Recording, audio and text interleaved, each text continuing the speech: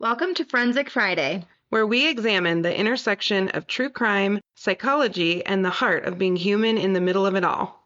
Do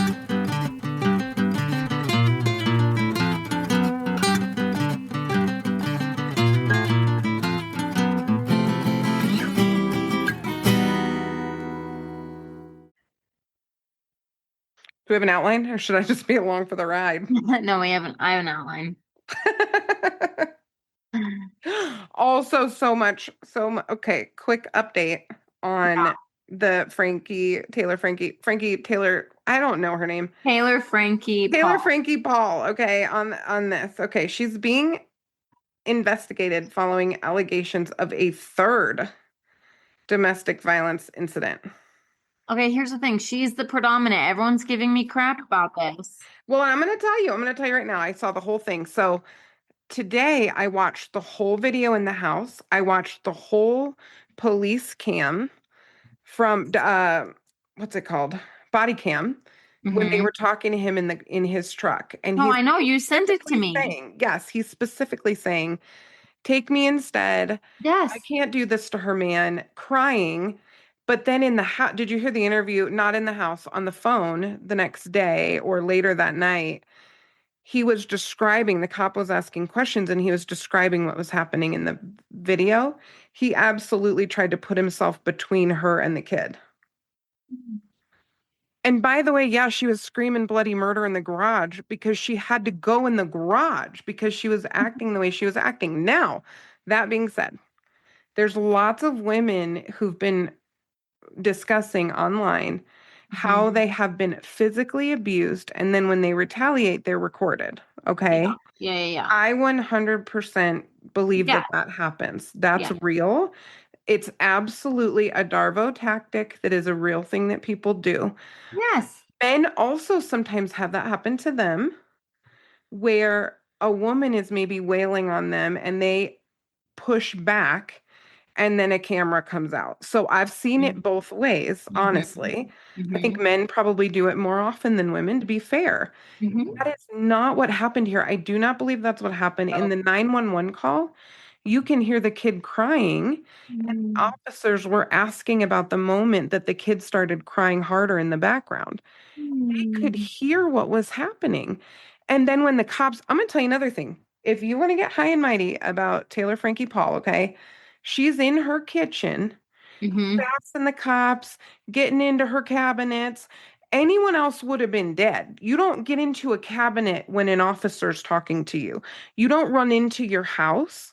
They're talking to you and telling you not to go into your house. That's a standoff if you're anyone else. Right. She's a petite white lady, and so she got to run into her house and yell at the police and open the cabinets and everything else. This is nuts what she did and how she spoke to the police and whatever else. And people are like, they don't understand victims. They don't, whatever. Those cops. And by the way, isn't Utah the state that screwed it up with Gabby Petito? Yes. They got it right in this one. I'm telling you the truth. Yeah. In this moment, they got it right. Now, is it possible that he was physically abusive to her in the past? Yes. Yeah. I just haven't seen that yet. Right. So I can't use that as any kind of evidence in analyzing this thing. But the evidence from that night and every conversation that I've seen since, I'm sorry, but she was super aggressive. And this third incident was allegedly yesterday. Like she got into an incident with Dakota?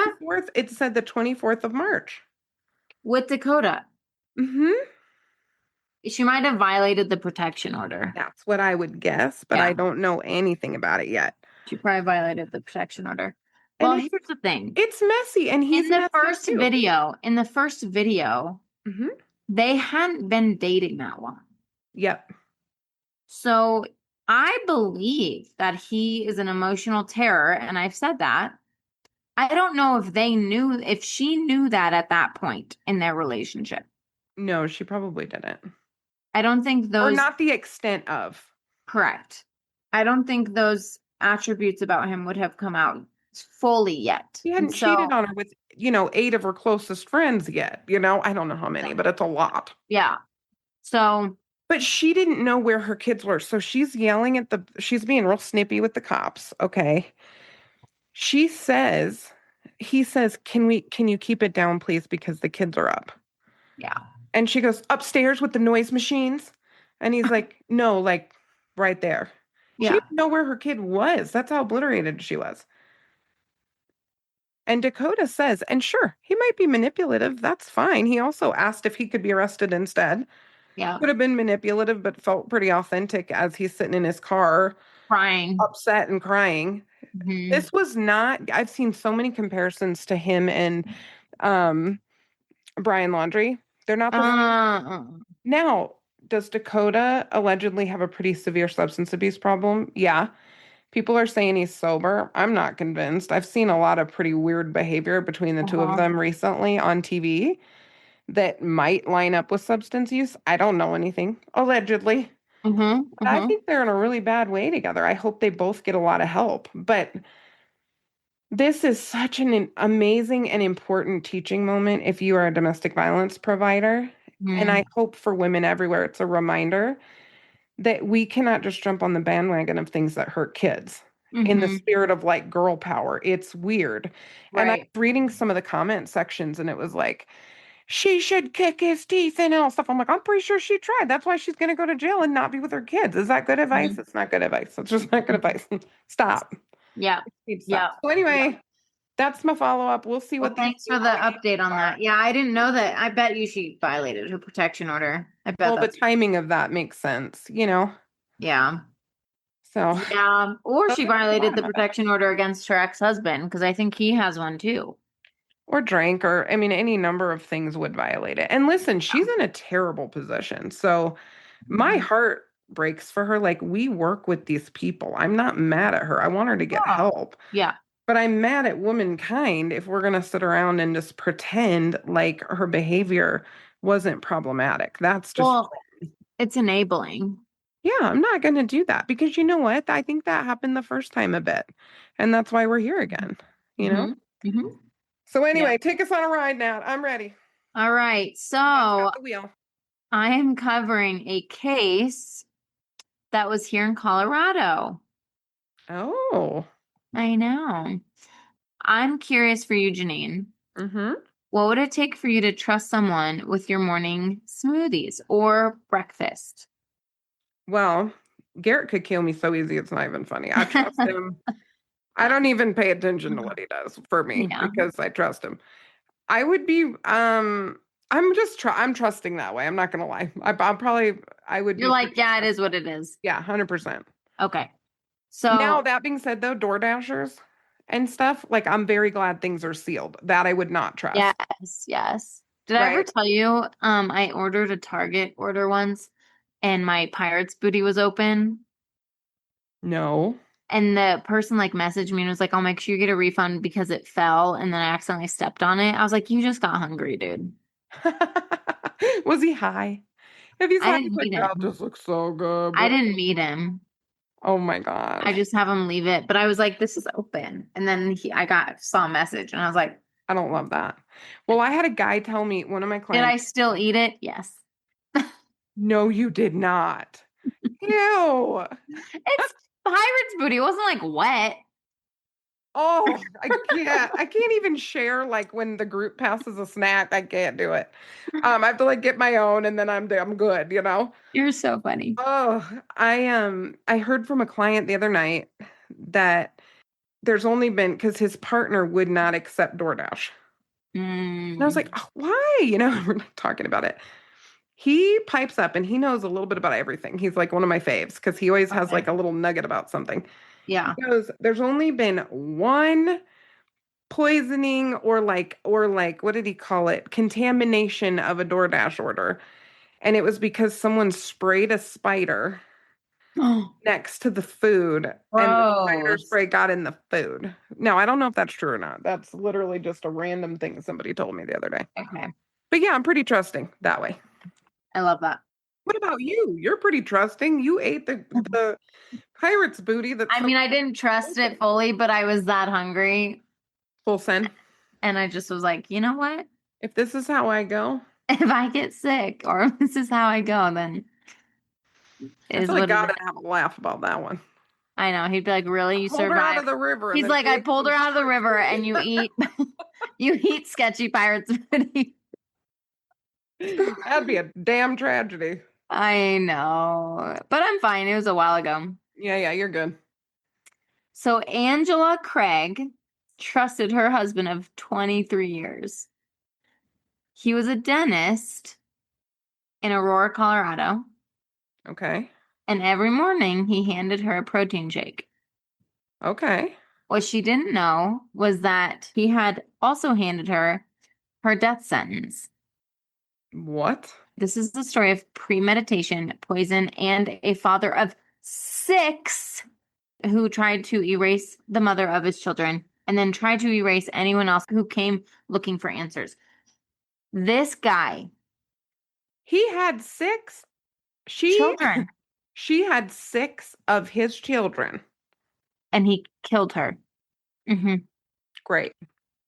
So Angela was a wife of 23 years and a mother of 6, living in Aurora, Colorado, as I mentioned. Okay, so, and that's like, I mean, shoot, Aurora's big. That's like between me and you, basically. Me Aurora's and Parker. massive. I know, it's so There's big. so many different parts of Aurora. People There's think like it's sketchy part Aurora, of, then there's like no. nice Aurora. It's crazy. There's A Town, there's Southlands, there's like so Uh, absolutely. yeah. She came from a large devoted family. She was one of 10 siblings. So this family's like used to big families. Yeah. And they all loved each other. They were a really close-knit family. Hmm. Her sister Toni described her as someone with a love and a passion for life, who deeply loved her children and who heartbreakingly still loved her husband. And I'm going to get more into some of this. Hmm. In court, Toni spoke of the loss of everyday moments, phone calls, texts, and trips where they would laugh and talk through the night. Her son, I'm going to butcher how to say this, Tolliver.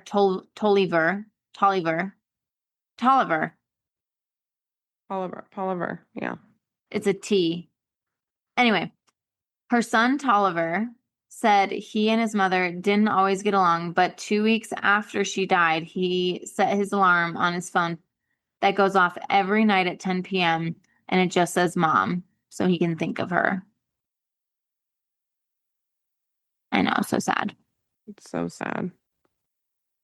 Prosecutors said James Craig, the dentist, Hmm. poisoned Angela over 10 days in March of 2023. Oh, so it wasn't like one go? No. Ugh.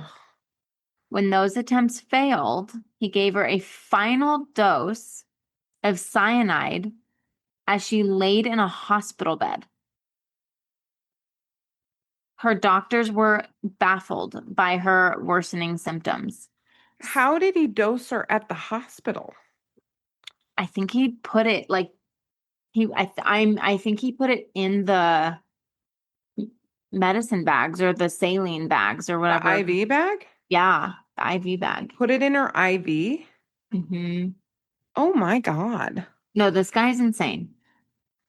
hmm hmm hmm It began on March 6th of 2023. Before the couple's morning workout, James made Angela a protein shake with extra protein, air quotes.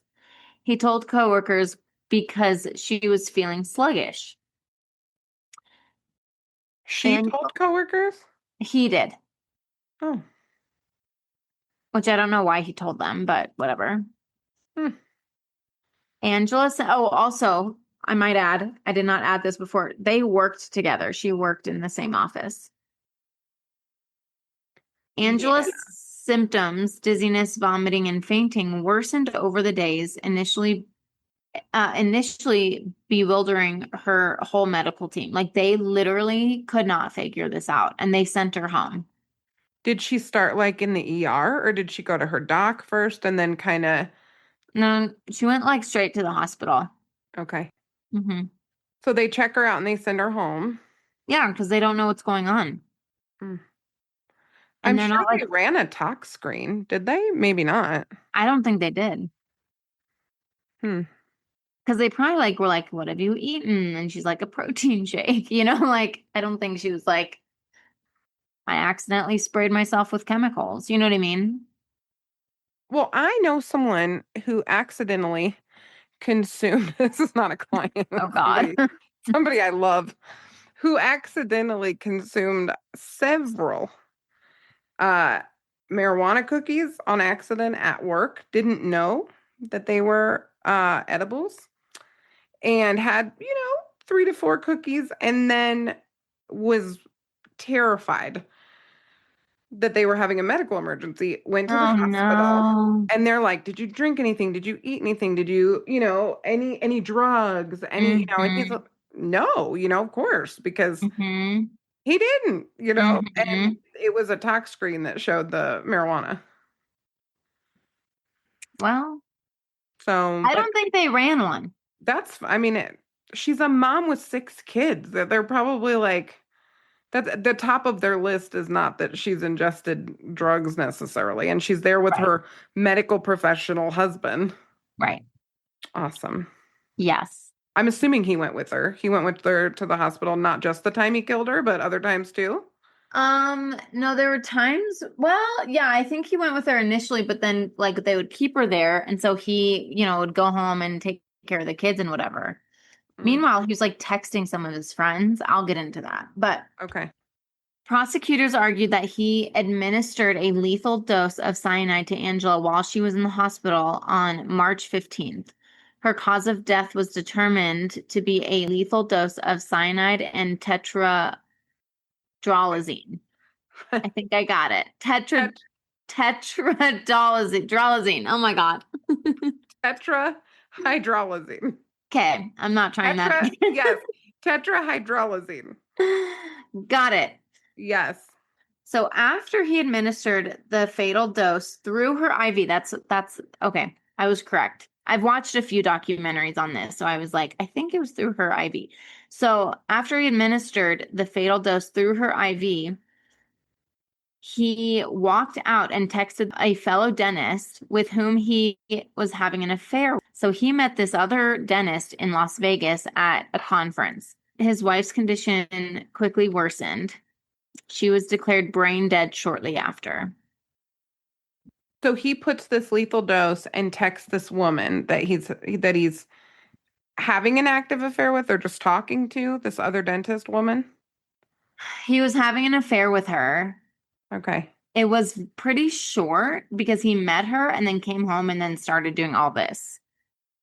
But I believe he told her, like, he didn't say, like, I killed my wife, obviously, but he, I think, was saying, like, they were in the process of separating and all this stuff. So he might have, I can't remember what he said, but I think he said something like, maybe the divorce is finalized or something. Mm. Thoughts so far? I mean, he's a douche. I don't really know, I know. my Did you brain look him goes, up? well, my brain goes to these other women too, sometimes, who don't, they may or may not know they're the other woman. In this case, it sounds like she did know that he was going through something with his wife. So it's like maybe they were Yes. separated or whatever, but this was not a Mhm. divorced, free, single man yet. But Yes. when I think about some of these other women, like Lacey Peterson, in hmm that case, Scott was hanging out with this woman who did not know what was going on. hmm Can you imagine being the other woman, and then this man deciding potentially to do something to his wife because he met you and thought maybe he'd have a relationship with you? It's horrible. Horrible. That's horrible. No, it is. Mm. It's terrible. So investigators searched his home and office, finding multiple protein powders, workout shakers, and two unlabeled bags containing white powdery substances. On a computer at his dental practice, they found troubling Google searches starting in late February, including how many grams of pure arsenic will kill a human, and is arsenic detectable in autopsies? We'll be right back. This episode is brought to you by Southeast Counseling Center. Southeast Counseling Center is a 501c3 nonprofit mental health provider right here in Parker, Colorado, conveniently located just off major highways. We serve the whole family, from play therapy for kids to couples and family therapy, trauma treatment, psychological testing, and specialized groups. Access matters. That's why Southeast Counseling Center accepts Medicaid, TriWest, and victim compensation, and also offers a community subsidy program to help people who fall in the gap between Medicaid and traditional insurance coverage. And because we're a nonprofit, every dollar donated by the community goes directly towards providing treatment services for people who need help. Prefer to meet at home? Telehealth is available statewide, so anyone in Colorado can access our services. To get started, call 720-842-5553 or fill out our secure web inquiry form at secounseling.org. Southeast Counseling Center, care that is accessible, compassionate, and rooted in the community. So they're working together at the office, and he's Googling how much arsenic to kill somebody? Mm-hmm. Oh my God. That's a sick, Weeks. sick individual. Yeah, no. Weeks before his wife's death, Craig ordered potassium cyanide and had it delivered to the dental practice. Okay, so here's the thing. This is how they found out that what was happening. Yeah. So he had it mailed there. So he has a coworker, like a co-dentist, who also works at his practice. They were really close. So he's like texting this couple because he's like, you know, he made some weird joke where he's like, if it wasn't my wife, this would be like a really fun puzzle to try to figure out of like what's causing her symptoms. No, like he's so messed up, dude. So messed up. What a fun game. God. So the other dentist like puts the pieces together. Okay. And they're on their way to the hospital. And he basically makes a call. I'll come back to that. Okay. Okay, wait a minute though. Can we back up for 1 second to buying cyanide on Amazon? Yeah. Now I accept smoothies from no one. Mm-hmm. Unless I make it with my own 2 hands. Potassium cyanide. And then his argument was like he's a dentist and he needed it. They're like, no, that's not how that goes. I'm not searching it because I'm not going to get linked to something insane. But that can't be true. You can get cyanide? Yeah. I guess. Are you going to look it up? No. Okay. Listen, you know what? My search history is already insane. Are you doing it? Well, Do it. heard you can buy on Amazon. I don't want this. Just checking for a podcast episode. Boom. If they have to read that someday, I want to be clear. Okay. Didn't like that, Google. I'm not Googling it another way. Dude, I don't know. You know who will know? Garrett will know. Garrett, can you add something for the people?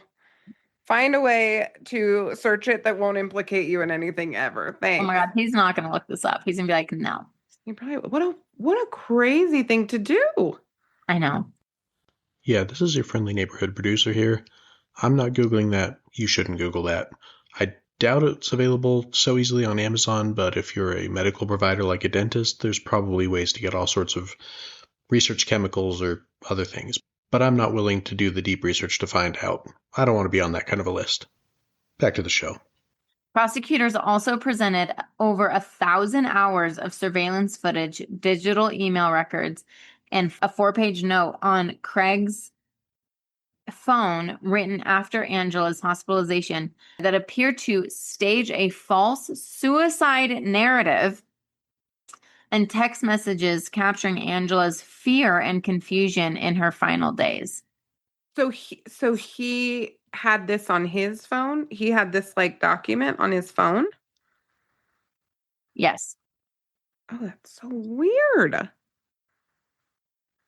There was also a clear financial motive. A struggling dental practice $4 million in life insurance policies for which Craig was the sole beneficiary. So James's defense claimed that he cheated throughout their 23 years of marriage. He had cheated throughout their 23 years and argued that Angela had died by suicide. She was so broken by his repeated betrayals. Excuse me. Yep. He tried to use his infidelity to stage her suicide note after he murdered her. Yep. He's in the just master class of Narcissism, allegedly. alleged narcissistic, psychopathic, murderous husbands. Yep. Wow. He's like, all of my affairs just broke her heart so bad. She Tell me died he's by in a suicide. terrible prison. I mean, we got a couple bad ones in Colorado. He's probably in a bad one. I hope so. I don't usually like incarceration. I've said this on here, but sometimes you just got to go. Yeah. Prosecutors dismantled this. James was flying with his affair partner, so the one that I know about, which was another dentist, into Denver between March 8th to March 10th, while Angela was hospitalized and dying. She later, the affair person, later told ABC News she had no idea he was married and would never have been with him had she known the truth. I would hope. But he texted her. I know, but I don't know what he texted her. I think he said that he was divorced. Okay. I'm pretty sure. Hmm. Yeah. Do women not have Google? I Google stuff I don't even care about, let alone the things that I care about. Prosecutors argued James didn't want a divorce because it would cost him financially and tarnish his reputation. Little asshole. Yeah. And instead Murder's been great for his reputation. I know. Dumb. And instead gave into, as one prosecutor put it, greed and cowardice. Cowardice? Cowardice. Cowardice. Cowardness sounds better. Cowardice. After his arrest, James solicited a fellow inmate to kill the lead detective on the case, offering $20,000. He also offered $20,000 to find people who would falsely testify that Angela had planned to die by suicide. Most chilling, he tried to get one of his own daughters to create a deep fake video of Angela Craig saying she had requested the chemicals, essentially asking his child to help frame her dead mother's death as a suicide. That's literally insane. I don't even know what to say. This is I've never seen Janine speechless. I mean, it's just really bad. Like, you know what I mean? When your goose is cooked, like when you're done, you're done. To keep digging. Mm-hmm. Also, if you're going to throw money at something like this, you got to throw more than that. No, everyone was floored by this. No, I mean, this is not great. I saw his mugshot. What do you think? I think it had been a rough stretch there. That's what I would say. I gotta see his mugshot. He looks bedraggled. Would be like a. Oh God, yeah, no, he looks terrible. Can we please put that on socials because he deserves some press that would have an influence on his reputation. Oh, bad. Yes. Somebody needs to hack into LinkedIn and make that his picture or put it on Wikipedia. Like, we got to do some work here, people. Please. The world is a dumpster fire. We could at least like move. I mean, I'm sure they took his LinkedIn down. No, they probably did it. They can't. You can't. What do you do? Who does that? I don't know. I mean, dating sites can take people down. Okay, look him up. Hold, please, listeners. Hang on. Oh, it's making me log in. I don't care that much. I'll check later. I think I'm logged in. Hold on. I don't care enough to log into the LinkedIn. That would involve passwords and one of two browsers. I just can't figure it out. We'll be right back. If you work with court-ordered clients, you already know the system can be overwhelming. Documentation, coordination, compliance tracking, billing, on top of actually doing the therapy. That's why we want to tell you about Reliatrax, a one-stop platform built specifically for therapists working in the court-ordered space and voluntary treatment. Reliatrax helps you stay connected with probation and referral sources so everyone's on the same page and your clients get the best care possible without the endless emails, calls, and paperwork. And here's the exciting part. Reliatrax now offers Aura, their new AI assistant. Aura helps streamline documentation, keeps you organized, and supports your workflow so you can spend less time clicking boxes and more time doing clinical work. Reliatrax also supports insurance billing, including Medicaid, making it easier to serve both court-ordered and voluntary clients all in one system. No juggling platforms and no workarounds. And the other amazing thing is you have an actual team of people who can support you, not some automated system. If you're looking for a smarter, more efficient way to manage compliance, communication, and care, Reliatrax was built for this. Check out Reliatrax and see how it can support you, your clients, and the systems you work in without burning you out. You can go to www.reliatrax.com to get started. Oh, it's making me log in too. Sorry, guys, we're not doing it. No. It would take us no less than 30 minutes just to figure out how to log in between the two of us. And that's if we were racing each other. You guys should have saw us trying to get Janine onto the Instagram site page. It's a lot. It was awful. Okay, what's his name again? I did happen to get in. I think I cried when we were trying to do the Instagram thing. James Craig. James Craig. He's probably something here. Hope not, but Dentist. yeah. You know what, dude? Talking about dentists, I just had dental work done last week, and I swear that could be a form of torture.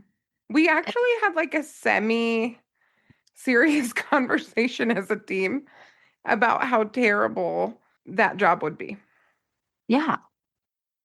But You know? being a patient of a dentist is worse, in my humble opinion. Yes. So I think they enjoy torturing people and then billing the shit out of you. Sorry if we have dentists listening. Prove me wrong. Oh, no, I can't. I don't know. It's like they changed the way that things are set up in here and I can't find it. Oh my gosh. Okay. I give up.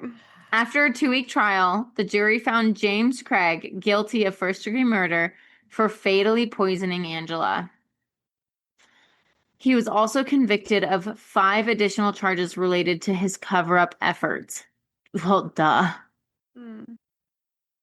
Judge Shay Whitaker sentenced James to life in prison without the possibility of parole plus 33 years. In her remarks, she said James had unleashed a path of destruction as wide as a tornado and just as devastating. Oh, jeez. Notably, at least 8 jurors returned to the courtroom to watch the sentencing, an unusual telling step. I didn't realize when I heard that, I didn't realize jurors don't go back to listen to the sentencing. You know, I've never really thought about that either now. I mean, I knew that, but I don't think about it very often. And you know, they pay you what, $50 a day to be a juror? Like, I do not want to be on a jury because I don't have time in my life for that. Yeah. You know, but Tina would love it. She's talked about it, and I want to be on a jury duty on occasion. I have to call in early April. I know, but I'm just worried about getting called into one of those cases, and then my clients, you know. Well, here's the thing. You and I can't be because of the work we do. They don't want us. They don't know what side we're in. They don't know what we're thinking. When I had jury duty a couple years ago, it was an assault case.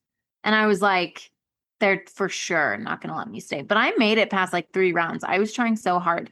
So when they got to the job stuff, they're like, so you're a therapist. And I was like, yep. And they're like, it says DVOMB provider. Can you tell us what that means? And I was like, damn it.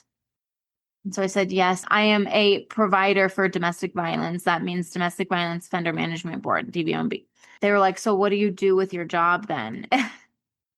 And I was like, well, a part of it is I read police reports. And they literally got rid of me within like a second. Well, we're a total liability because they don't know if we're going to be sympathetic or hard asses. They don't I know. know. Honestly, we don't either some days, you know. No, for real, yeah. But I was like, I'm going to be better than the like teacher sitting next to me. Yeah, I know. You just don't know. I was so We should sad be that on the same jury. That would be such a ride. That I would do. We I was so sad though. I literally looked at the people next to me and I was like, I really wanted to make the team, and they all laughed. Anyway, You better believe if I'm on a jury, though, I'm going to be the foreman. We're going to have a procedure, yeah, and we're going to get a verdict. yeah, same. We're going to get it done. Yeah, no, man. we're not doing a mistrial. Not You on know my what I watch. love? The episode of New Girl where Jess is on the jury. Yes. And she like falls for the other juror, and then they're on the news trying to talk to each other. Oh, I love that so much. And then they're super awkward. I Oh. have to go back really quick. So Yes. So how the they cyanide put, on Amazon? I need to know this. I know, well, I'm not Googling it, but I know, me neither. the way that investigators put this together and knew to do a toxicology Mm-hmm. is as I mentioned before, his fellow dentist who worked with him started to put the pieces together. Because he said, "Isn't this a fun game? Except that it's my wife." Because that tipped him off. No, that didn't tip him off. Oh. But what tipped him off was the order to the office, and one of the other workers told him, hey, he ordered this to the office. So they're on their way to the hospital and they call the police and tell them, and the police are there interviewing James, and someone's on the phone with his like co-owner of this dental practice, and he's basically like giving him the tea about James. Good for him. So then James like texts this guy. I can't remember his name. I wish I could.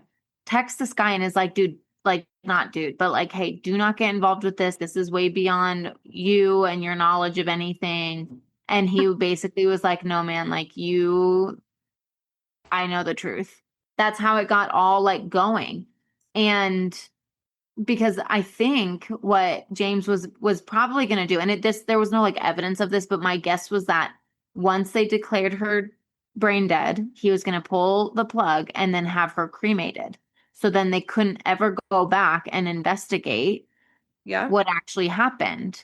And why would they do an autopsy when it's like kind of just this mysterious death? And I believe he would have had to consent to an autopsy. Yeah, probably. I mean, he's her medical power of attorney, you know? Yeah. Yeah. Oh, geez. So anyway, kudos to that dude who was like, yeah, fuck friendship, and full sent it to getting the ball rolling on the investigation on James. Well, that also was really brave because it's going to tank their dental practice. Mm-hmm. Even having that associated, but it was the right thing to do, Yeah. Yeah. Also, if you don't do that, you end up working with a murderer. So like, yeah, but he did the right thing for sure. Yeah. So their daughter, Miriam, stood before the court and said, he was supposed to be my hero, and instead he'll forever be the villain in my book. And it hurts so bad every day. Her brother, Tolliver, said, it's hard to lose your mom and then a few days after that, lose your dad.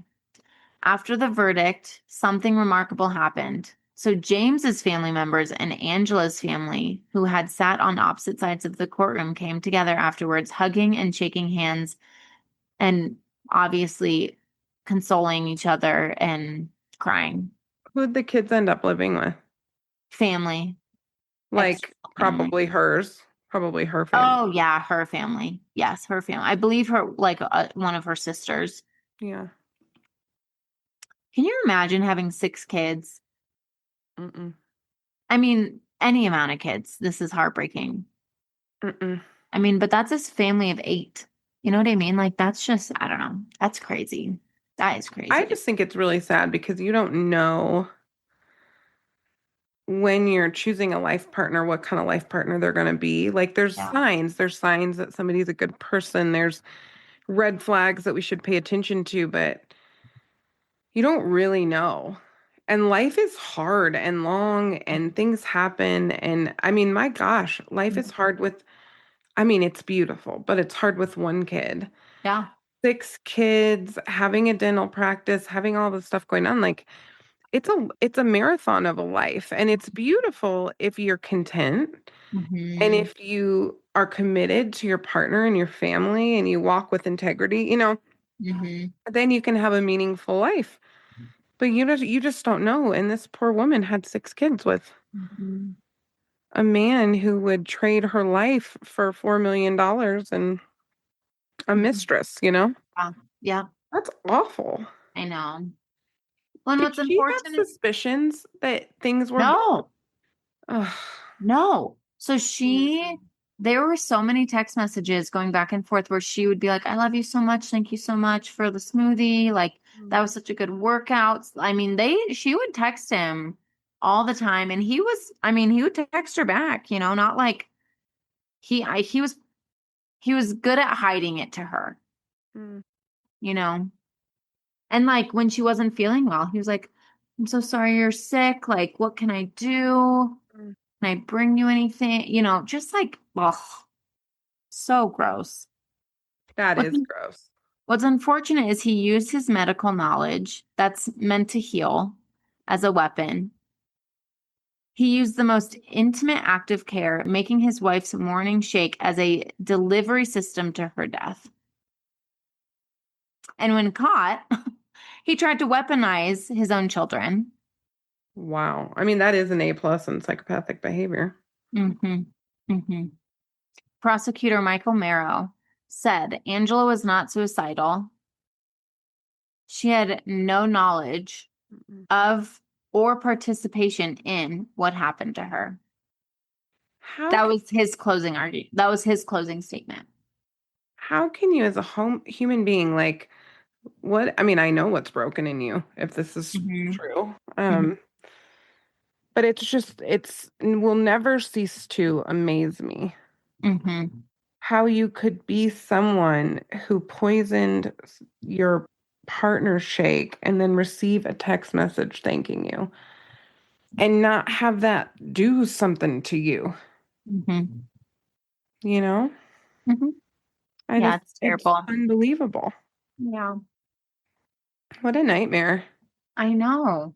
He's in prison forever, yes. Yeah. Oh, yeah. His conviction. Hold on. Let me go back to that. I want to know what prison he's in. I hope he's somewhere really uncomfortable for a really Yeah. long time. So the judge, and I said this earlier, but the judge sentenced him to life in prison without the possibility of parole plus 33 years, Okay. the maximum sentence on the additional counts. So he will absolutely not get out. Not good behavior, nothing. Like he's Oh, yeah. No, he murdered her. no, I know, First but we see degree people get out murder. sometimes. I'm telling you. Not for first degree murder. No, not usually.